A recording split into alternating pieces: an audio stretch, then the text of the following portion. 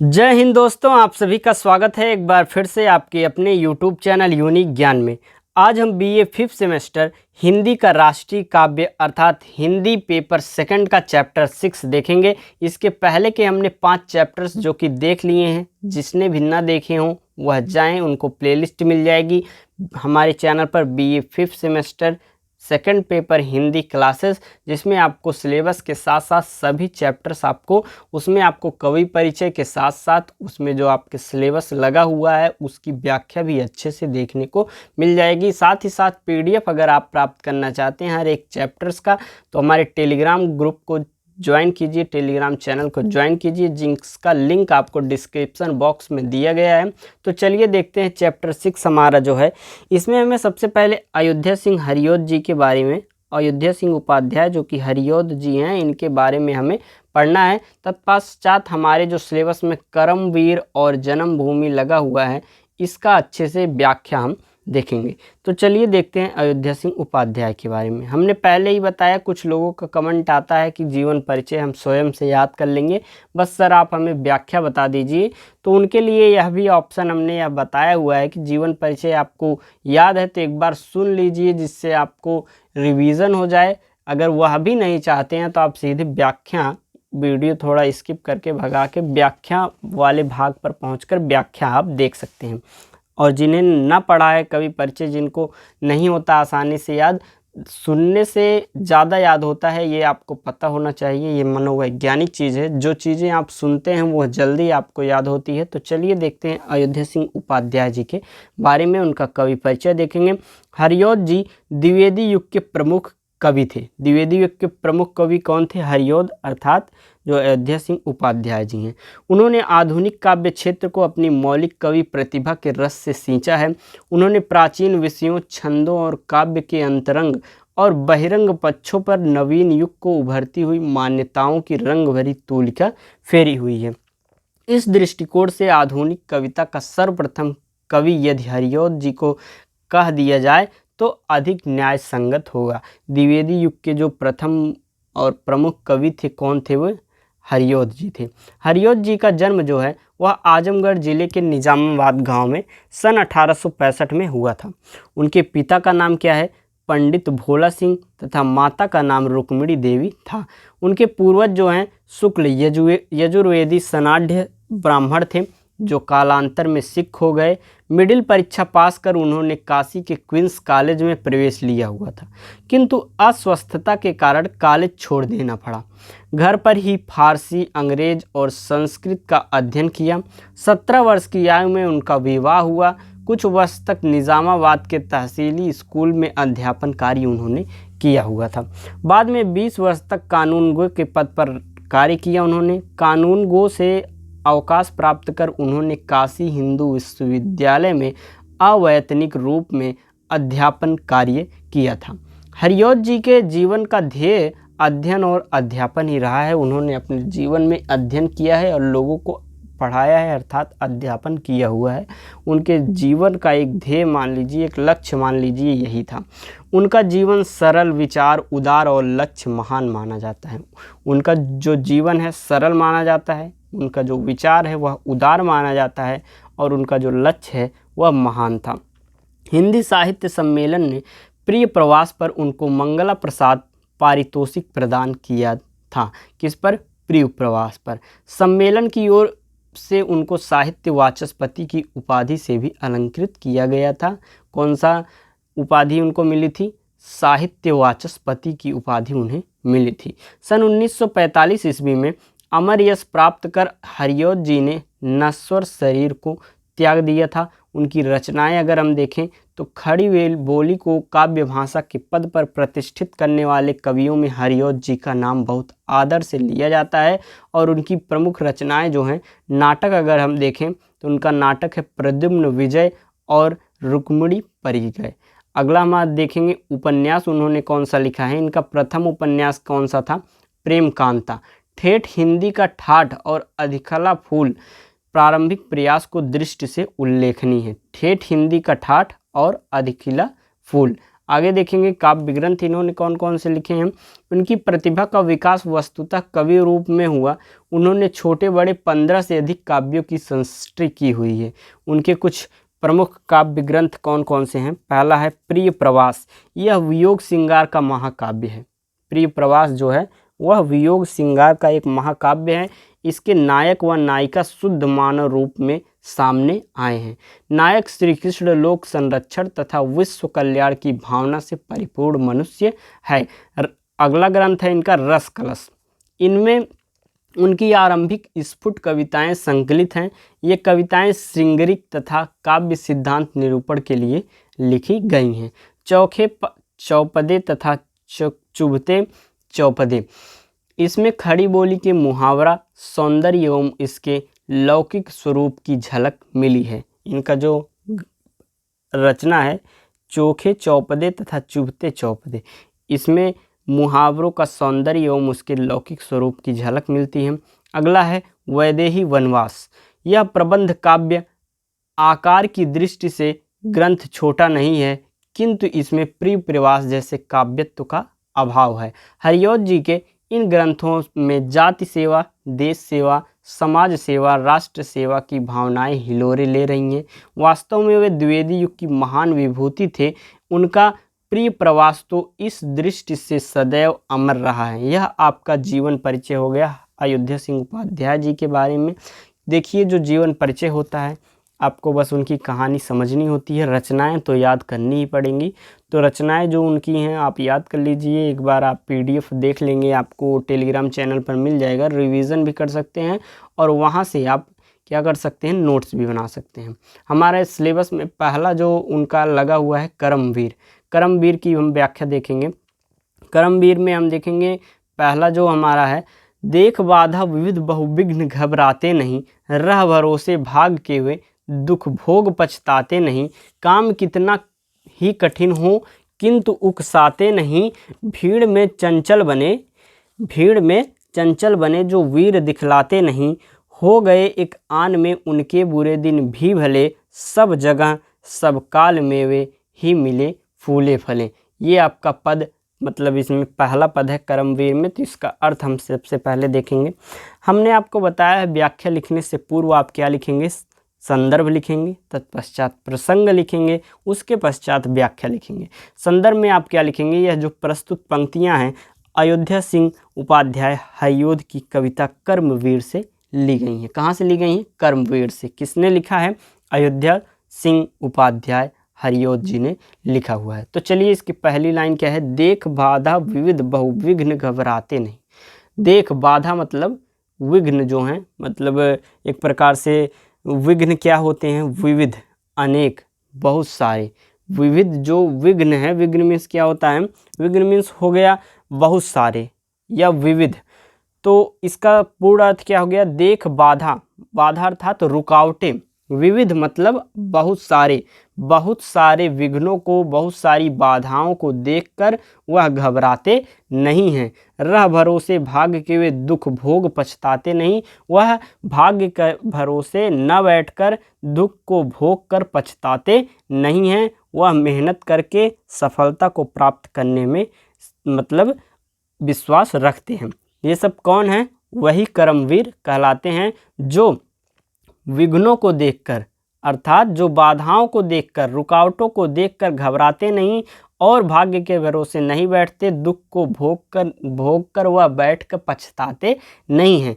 काम कितना ही कठिन हो किंतु उकसाते नहीं, कितना भी कठिन काम हो वह उसमें पीछे नहीं हटते, उकसाते नहीं। एक प्रकार से आप अपनी भाषा में सुने होंगे, उकसाना मीन्स होता है दूसरे किसी को उठा देना, तो वह दूसरे किसी पर भी आश्रित नहीं रहते हैं। भीड़ में चंचल बने जो वीर दिखलाते नहीं, मतलब कितनी भीड़ है, उनके पास योग्यता भी है लेकिन वह अपने आप को वीर दिखलाते नहीं हैं।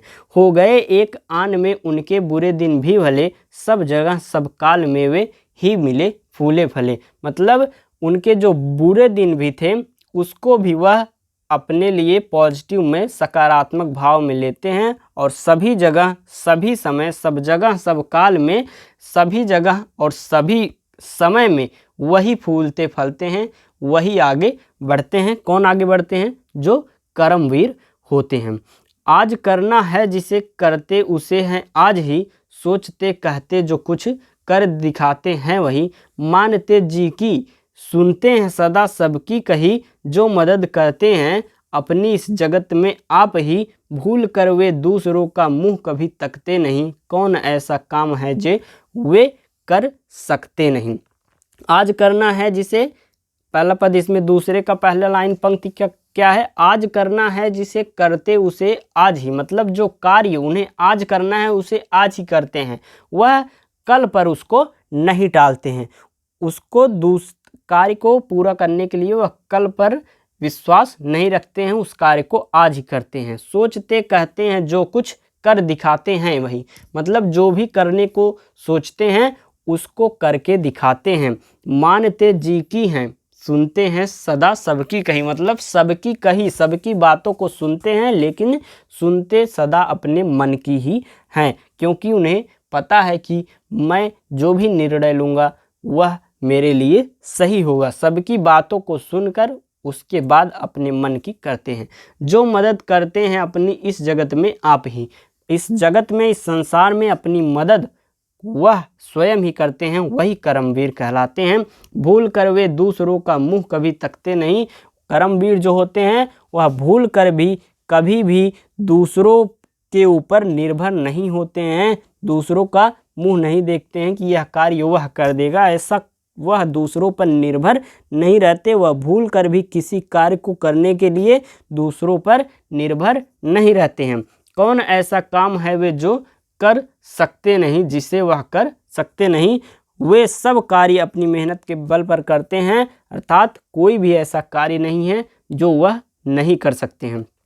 अगली हमारा तीसरा है, जो कभी अपने समय को यूं बिताते हैं नहीं, काम करने की जगह बातें बनाते हैं नहीं, आजकल करते हुए जो दिन गवाते हैं नहीं, यत्न करने में कभी जो जी चुराते हैं नहीं। बात है वह कौन जो होती नहीं उनके लिए, वे नमूना आप बन जाते हैं औरों के लिए। वो जो कभी अपने समय को यूं बिताते हैं नहीं, कर्मवीर कौन कहलाते हैं? जो अपने समय को कभी भी व्यर्थ में नहीं बिताते हैं और काम करने की जगह बातें बनाते नहीं, और ना ही कार्य छोड़कर किसी से बात करते हैं, मतलब अपने कार्य की बातें ही हमेशा करते हैं, अपने कार्य में ही लगे रहते हैं। आजकल करते हुए वो जो दिन गंवाते हैं नहीं, वे लोग किसी भी कार्य को कल के भरोसे नहीं टालते हैं, मतलब अपने दिन को नहीं गंवाते हैं। आजकल को करते हुए जो भी कार्य रहता है वह जो प्रेजेंट डे है उसी समय में कर लेते हैं।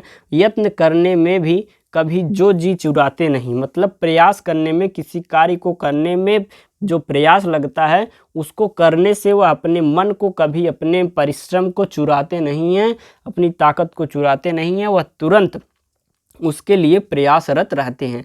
बात है वह कौन जो होती नहीं उनके लिए, वह कौन सी बात है जो उनके लिए नहीं बनी हुई है। कर्म, इसके पहले की लाइन क्या थी? यत्न करने में कभी जो जी चुराते नहीं। कर्मवीर मनुष्य जो होते हैं कभी मेहनत करने से अपना जी नहीं चुराते हैं। बात है वह कौन जो होती नहीं उनके लिए, वह कौन सा कार्य, वह कौन सा बात है जो उनके लिए नहीं बनी है। वे नमूना आप बन जाते हैं औरों के लिए। वही लोग जो इन सभी खासियत वाले होते हैं, वही लोग इस संसार में एक इकलौता बन जाते हैं और जिसे सारा संसार जो है सम्मान करता है, मतलब एक प्रकार से वह नमूना बन जाते हैं।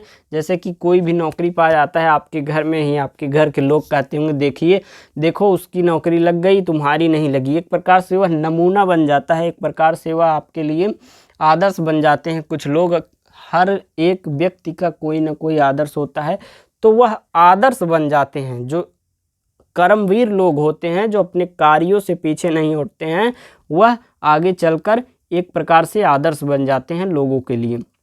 व्योम को छूते हुए दुर्गम पर्वत का शिखर, वे घने जंगल में तम आठों पहर रहते हैं। गरजते जलराशि की उठती ऊंची लहरें, आग की भयावहता दिशाओं में लवर, ये कांपा कभी जिसके कलेजे को नहीं हो सकता, भूल कर भी वह कामयाबी कहीं नहीं रहता। इसका अर्थ हम आगे देखेंगे।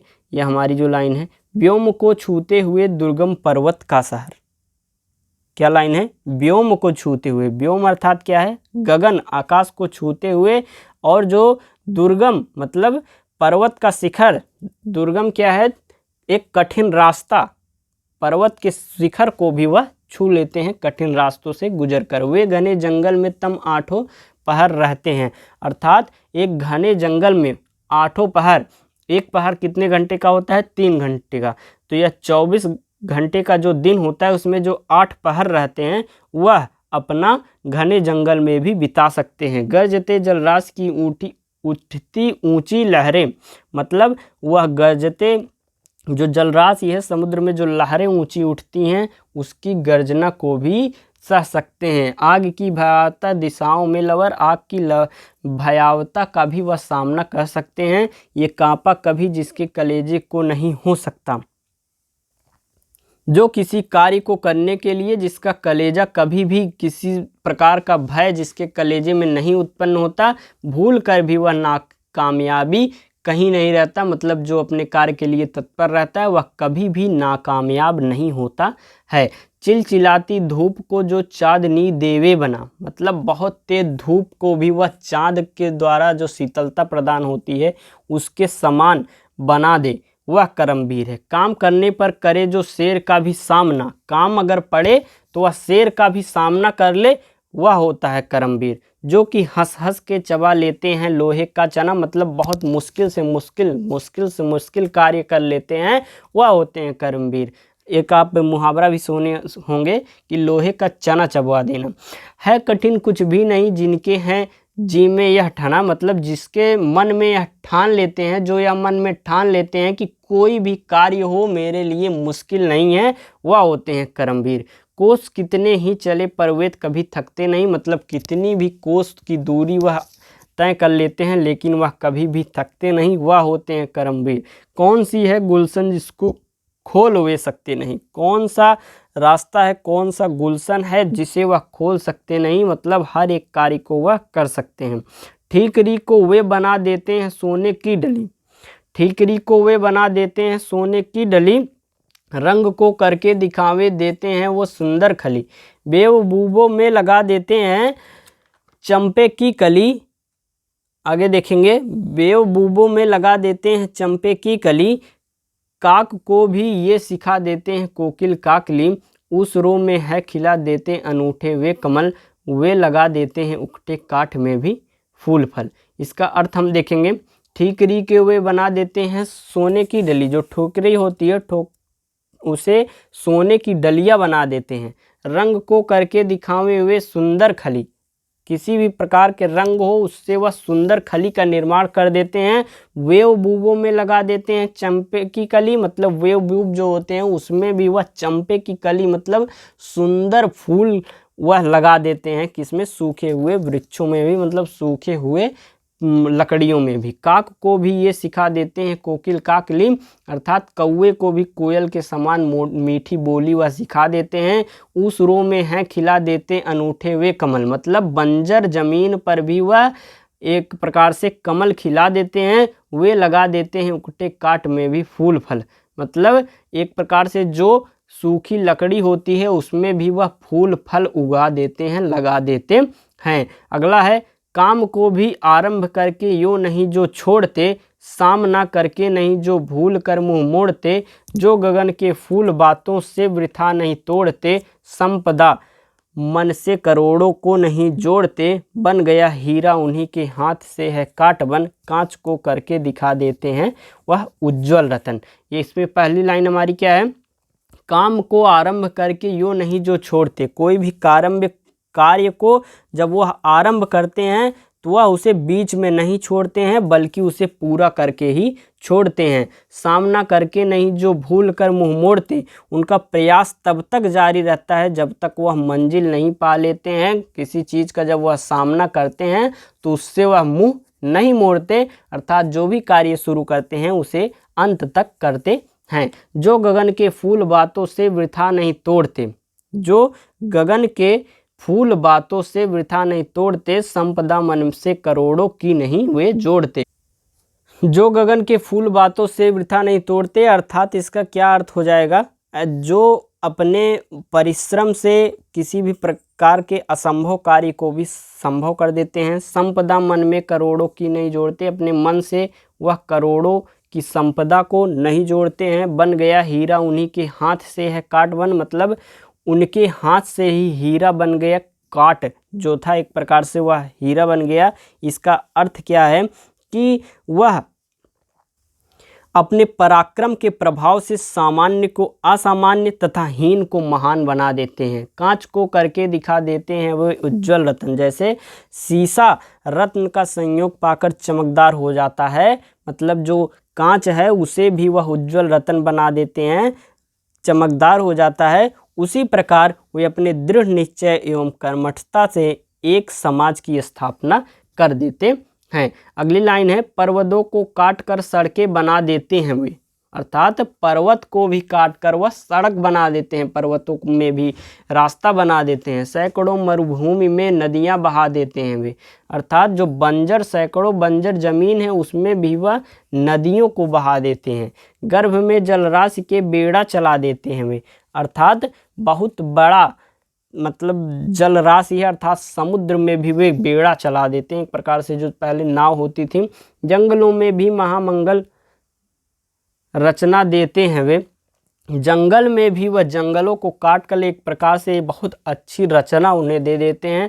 भेद नभतल का उन्होंने है बहुत बतला दिया, मतलब नभ और तल दोनों का भेद उन्होंने अपने ज्ञान से बहुत कुछ बतला दिया है, अपने कर्म से, और उन्होंने ही निकाली तार की सारी क्रिया, मतलब तार की सारी क्रिया किसने निकाली है, कर्मवीरों ने ही निकाली है, अर्थात जिन्होंने बहुत मेहनत किया है। कार्यस्थल को वे भी नहीं पूछते हैं वह है कहाँ, कर दिखाते हैं असंभव को भी संभव वे वहाँ। उलझने आकर उन्हें पड़ती हैं जितना ही जहाँ, वे दिखाते हैं नया उत्साह उतना ही वहाँ। डाल देते हैं विरोध सैकड़ों की अड़चने, वे जगह से काम अपना ठीक करते ही चले।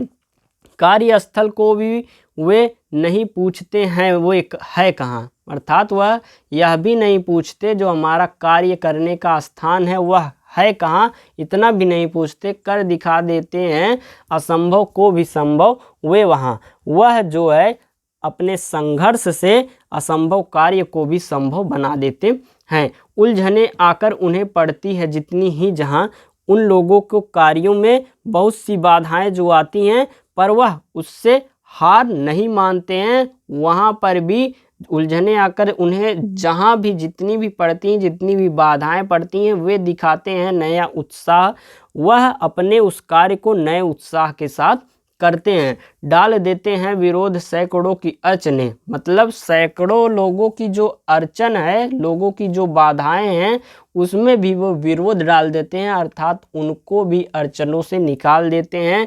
वे जगह से काम अपना ठीक करके ही टलें, मतलब जिस जगह पर वह कार्य करने लगे वहाँ पर जो समस्या है, जो बाधा है, उसको ठीक करके ही वहाँ से हटते हैं। अगला हमारा है, जो रुकावट डालकर हुए कोई पर्वत खड़ा, मतलब उनके रास्ते में अगर कोई पर्वत रास्ते में रुकावट डाल के खड़ा हो जाए तो उसे देते हैं अपनी युक्तियों से उड़ा। वह अपने परिश्रम से, अपने कुछ तरीकों से, युक्तियों से उसे भी उड़ा देते हैं। बीच में पड़े जलधि जो काम देवे गड़बड़ा, मतलब समुद्र भी अगर उनके रास्ते में आकर उनके काम को खराब कर दे तो बना देते हैं उसे वे क्षुद्र पानी का घड़ा। वह समुद्र को भी एक छोटे घड़े से भरे हुए पानी के रूप में बना देते हैं। वन खंगालेंगे करेंगे व्योम में बाजीगरी, मतलब वन को वह खंगाल डालते हैं और व्योम अर्थात आकाश में वह बाजीगरी करते हैं। कुछ अजब धुन काम के करने की है उनमें भरी, उनको काम करने की अलग ही एक धुन सवार है, मतलब वह अपने कार्य को इतने मन से, इतनी दृढ़ता, इतनी परिश्रम से करते हैं, वही कर्मवीर कहलाते हैं। अगली लाइन है, सब तरह से आज जितने देश हैं फूले फले, बुद्धि विद्या धान विभव के हैं जहाँ डेरे डले, मतलब जहाँ पर भी बुद्धि विद्या धन और वैभव के डेरे डले हुए हैं वहाँ सब तरह से देश जो हैं वह फूले पले हैं, मतलब आगे बढ़ रहे हैं, आगे है। वे बनाने से उन्हीं के बन गए इतने भले, सभी हैं हाथ से ऐसे सपूतों के पले, मतलब उनके माता पिता ने उन्हें ऐसी शिक्षा दी हुई है और उन्हीं के बनाने से वह इतने भले बने हुए हैं जिससे वह कार्य में अपने लगे रहते हैं। लोग जब ऐसे समय पाकर जन्म लेंगे कभी, देश की और जाति की होगी भलाई भी तभी, मतलब ऐसे कर्मवीर लोग जब हमारे देश में जन्म लेंगे तभी हमारे देश की, हमारे जाति की, हमारे धर्म की भलाई होगी। यह हमारा पहला कर्मवीर जो था वह पद अर्थ आपने अच्छे से समझ लिया। अगला हमारा है जन्मभूमि। जन्मभूमि में आप लिखेंगे संदर्भ प्रस्तुत पंक्तियां जो हैं हरियोध अयोध्या सिंह उपाध्याय हरियोध जी की कविता जन्मभूमि से ली गई है। और प्रसंग में आप क्या लिखेंगे कि यह जन्मभूमि के विषय में बताया गया है। तो चलिए व्याख्या देते हैं। पहला है सुरसार सी सरी है, कहाँ मेरु सुमेर समान, जन्मभूमि सी भू नहीं भूमंडल में आन। कवि क्या कहता है कि सुरसार सी सरी है, कहाँ मेरु सुमेर समान, जो हमारी जन्मभूमि है इसमें नदियों की ऐसी सुंदरता है।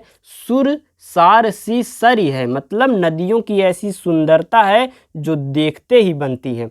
कहाँ मेरु सुमेर समान, और यहाँ जो पर्वतों की श्रृंखला है और वह और कहीं भी नहीं है। जन्म भूमि सी भू नहीं भूमंडल में आन, अपने देश जैसी जन्मभूमि किसी की नहीं है, यह सारे भूमंडल की क्या है, आन है। प्रतिदिन पूजे भाव से चढ़ा भक्ति के फूल, नहीं जन्म भर हम सके जन्मभूमि को भूल। प्रतिदिन पूजे भाव से चढ़ा भक्ति के फूल, यहाँ पर प्रतिदिन पूजा भाव से इस जन्मभूमि पर अपनी श्रद्धा के फूल को चढ़ाते रहना चाहिए। नहीं जन्म भर हम सके जन्मभूमि को भूल, हमने इस जन्मभूमि पर जन्म लिया हुआ है, इस जन्मभूमि को हम कभी भी भूल नहीं सकते हैं। अगला है पग सेवा है जननी की, जन जीवन का सार, मिले राजपद भी रहे जन्मभूमि पर रज प्यार। इस जन्मभूमि को हम हर समय सेवा करें, यही यहाँ के लोगों के जीवन का उद्देश्य होना चाहिए। जन जीवन का सार, जन यहाँ पर जो लोग हैं उनके जीवन का यही उद्देश्य होना चाहिए। क्या उद्देश्य होना चाहिए कि हमें जन्मभूमि की हर समय सेवा करनी चाहिए, जन्मभूमि की सेवा हमेशा हमें करनी चाहिए। मिले राजपद भी रहे जन्मभूमि रज प्यार, चाहे राजपद मिले या ना मिले, मिले राजपद भी रहे, चाहे राजपद हमें मिले या ना मिले, जन्मभूमि रज प्यार, हमें तो अपनी जन्मभूमि की मिट्टी से प्यार है, इसलिए हमें उसकी सेवा हमेशा करनी चाहिए। अगली लाइन है आजीवन उसको गिने सकल अवन सिरमौर, जन्मभूमि जलजात के बने रहे जनभौर। इस जन्मभूमि पर जो है आजीवन उसको गिने सकल अवन सिरमौर, सिरमौर अर्थात जो हमारे सूरवीर हैं उन्होंने इस जन्मभूमि पर अपनी जान को लुटा दिया है। अनेकों आजीवन उसको गिने सकल, अनेकों सूरवीर यहाँ पर बने और उन्होंने अपनी जन्मभूमि पर अपनी जान को लुटा दिया। जन्मभूमि जलजात के बने रहे जनभौर, अर्थात जिस प्रकार भौरा कमल पर मंडराता रहता है उसी प्रकार हमें जन्मभूमि पर भौरे बने रहना चाहिए, अर्थात उस पर उसकी सेवा में लगे रहना चाहिए। कौन नहीं है पूजता कर गौरव गुणगान, जननी जननी जनक की जन्मभूमि को जान। इस देश में ऐसा कौन है जो भारत भूमि के गौरव का गान नहीं करता है, उसकी पूजा नहीं करता है। कौन नहीं है पूजता, कौन ऐसा है जो वह हमारी भारत जन्मभूमि का गुणगान नहीं करता है। जननी जननी जनक की जन्मभूमि को जान, यह जन्मभूमि सब लोगों की जान है और यहाँ अनेक वीर पुरुषों ने जन्म लिया हुआ है। जननी जननी जनक की मतलब यहाँ पर बहुत से वीर पुरुषों ने जन्म लिया है। जन्मभूमि को जान, और यह जन्मभूमि सब लोगों की जान है। उपजाती है फूल फल जन्मभूमि की खेह, सुख संचन रत छवि सदन ये कंचन सी देह। इस जन्मभूमि पर सभी प्रकार के फल फूल लगते हैं। फूल फल जन्मभूमि की खे उपजाती है। फूल फल मतलब जो जन्मभूमि हमारी है, यहाँ पर सभी प्रकार के फल फूल होते हैं। सुख संचन रत छवि सदन ये कंचन सी देह, यहाँ पर सभी प्रकार की सुख सुविधा है। जो व्यक्ति जन्मभूमि के विकास के हित के कार्यों में लग जाता है, उसका जीवन जो है कंचन सी देह, वह उसका जीवन जो है सफल हो जाता है। उसके हित में ही लगे जिससे वह जात, जन्म सफल हो वार कर जन्मभूमि पर गात। मतलब हमने जिस जन्मभूमि पर जन्म लिया है, उसके हित में ही हम लगे रहें। जन्म सफल हो वार कर जन्मभूमि पर गात, अर्थात जन्मभूमि के बारे में, जन्मभूमि के गौरव को गान करने में ही हमारे जन्म जो है वह सफल होगा। योगी बन उसके लिए हम साधे सब योग। हम लोग योगी बनकर एक प्रकार से अपनी जन्मभूमि के योग की साधना करते रहें। सब भोगों से हैं भले जन्मभूमि के भोग, सभी भोगों से अच्छा जन्मभूमि का भोग है। फलद कल्पतर तुल्य है सारे विटप बबूल, हरिपद रजसी पूत है जन्म धरा की धूल। अर्थात जिस प्रकार स्वर्ग में मतलब देवताओं के पास कल्पतरु है, जिसमें सभी प्रकार के वृक्ष लगे होते हैं, मतलब सभी प्रकार के फल फूल होते हैं, उसी प्रकार हमारी जो जन्मभूमि है उस पर सभी प्रकार के फल फूल बीटप मतलब बबूल से लेकर सभी वृक्ष तक लगते हैं। हरिपद रजसी पूत है जन्म धरा की धूल। हरि का पद जो है उसके यहाँ पर भी पड़े थे, अर्थात जन्मभूमि पर ही हरि ने भी जन्म लिया था। जन्म धरा की धूल मतलब इस धरती के धूल पर भी ही उनका जन्म हुआ था। और आखिरी लाइन हमारी है, जन्मभूमि में है सकल सुख सुखमा समवेत, अनुपम रत्न समेत है मानव रत्न निकेत।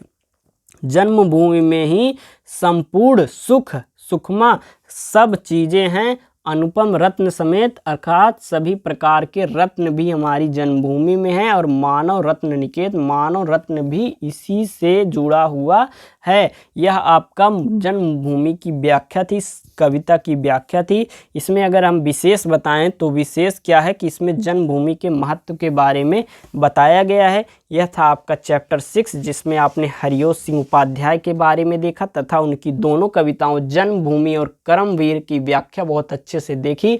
आप वीडियो को लाइक कीजिए, कमेंट करके कोई भी क्वेश्चन हो पूछ लीजिए, टेलीग्राम चैनल ज्वाइन कीजिए, वहां से PDF प्राप्त हो जाएगा आपको, एक बार रिवीजन कर लीजिएगा। साथ ही साथ अपने दोस्तों के पास शेयर कीजिए जिससे वह भी वीडियो का लाभ उठा सकें। और कमेंट जरूर करके बताइएगा कि समझ में आपको आया और कौन सा क्वेश्चन आपका समझ में नहीं आ रहा है। धन्यवाद, मिलते हैं अगले वीडियो में।